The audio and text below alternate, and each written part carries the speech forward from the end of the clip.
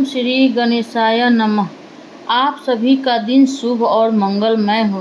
भगवान श्री गणेश और चौथ माता का आशीर्वाद आप सभी पर बना रहे। प्रिय श्रोताओं, आज चतुर्थी व्रत के शुभ अवसर पर सुनिए चौथ माता की कथा। प्राचीन कथा के अनुसार एक बार एक सेठ सेठानी थे, उनके एक बेटा और बहू भी थे। बहू सबको भोजन कराकर फिर स्वयं भोजन करा करती थी। उनकी एक पड़ोसन ऐसा भी थी जो रोज बहू से पूछती कि बहू आज क्या बनाया खाया।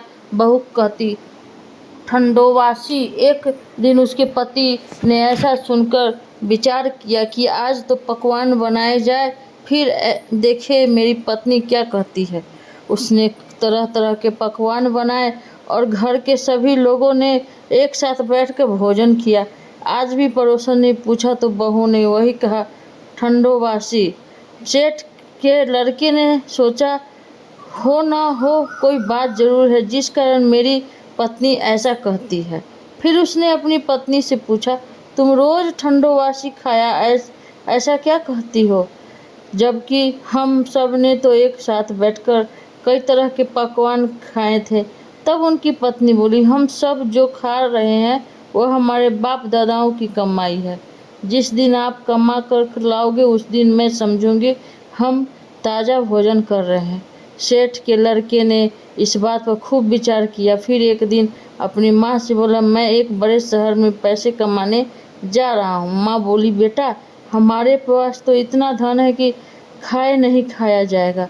माँ के मना करने पर भी बेटे ने खुद कमाने का निश्चय कर लिया और जाते समय अपनी पत्नी से बोला कि मैं जब तक कमा कर बहुत सारा धन लेकर वापस ना आऊँ लौटी तुम चूल्हे की आग मत बुझने देना।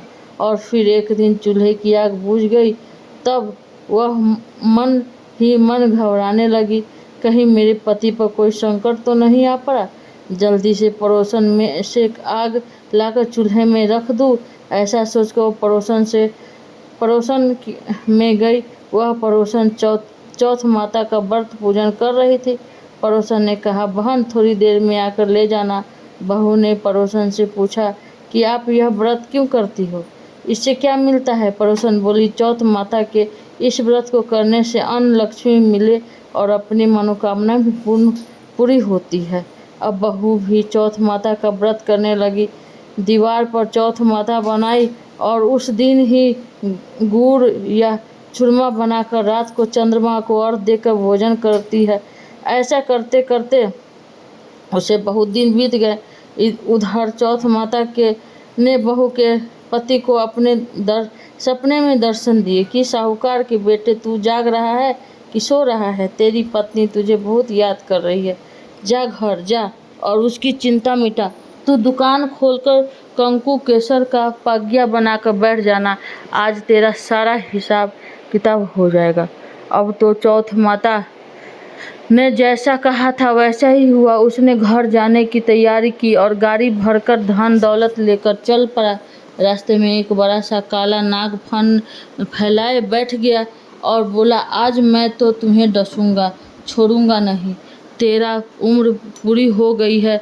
सेठ का लड़का बोला, आज चौथ माता ने मुझे सपना दिया है तो मैं अपनी पत्नी से मिलने घर जा रहा हूँ।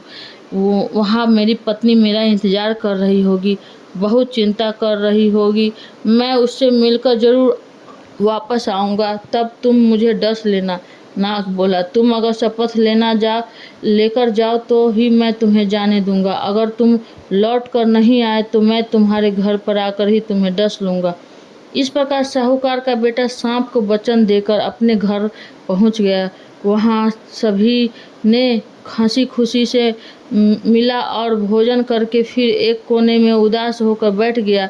उसकी पत्नी ने उदासी का कारण पूछा तो पति ने काले नाग वाली बातें बताते हुए कहा, अगर मैं उसके पास नहीं जाऊंगा तो वो घर आकर मुझे डस लेगा। पत्नी बहुत चतुर थी, बोली, आप घबराओ नहीं, लेट जाओ, मैं एक उपाय करती हूँ। पत्नी ने कमरे की 7 पैढ़ी धो, पहली सीढ़ी पर रेत, दूसरी पर इत्र, तीसरी पर गुलाल फूल, चौथी पर कंकु केसर, 5वीं पर लड्डू पेड़ा, 6ठी पर गादी गलीचा और सातवीं पेड़ पर दूध से भरकर कटोरा रख दिया। इस प्रकार वह सातों की पैड़ी सजाकर बैठ गई। आधी रात होते होते वह नाग आकर पैड़ी चढ़ने लगा।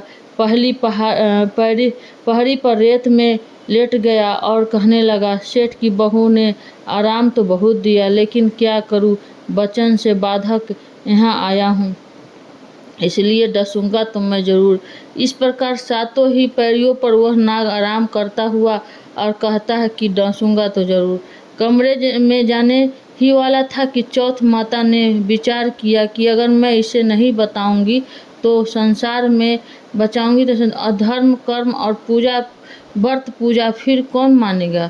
अब तो गणेश जी, चंद्रमा जी और चौथ माता ने साहूकार के बेटे को बचाने का विचार किया।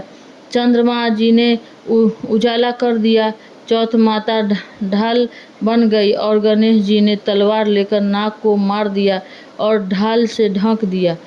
बहू भी थकी हारी सो गई। दिन हुआ तो लोग बेटे से मिलने आए, परंतु बेटा बहू तो उठे ही नहीं थे। परंतु बहुत देर हो गई तो माँ ने उन्हें उठाने के लिए गई। माँ ने सातों पैड़ियों पर जो कुछ देखा तो बहुत घबराई और जोर से बेटे बहू को आवाज़ लगाई। बेटा बहू उठे तो देखा कि एक ढाल तलवार वहीं पड़ी है। अब ढाल उठाई तो वही काला नाग मरा हुआ पड़ा है।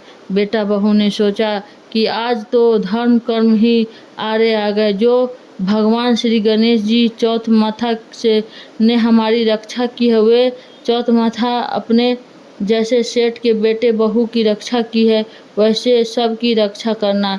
प्रेम से बोलिए चौथ माता की जय, चौथ माता की जय। इस कथा का पुण्य भगवान गणेश जी की कथा के बिना अधूरा है। प्रिय दोस्तों, तो चौथ माता की कथा आप लोगों को कैसी लगे तो पूरा फुल वॉच करना, और मेरा वीडियो अच्छा लगे तो चैनल को लाइक करना, सब्सक्राइब करना, शेयर करना। Thank you so much.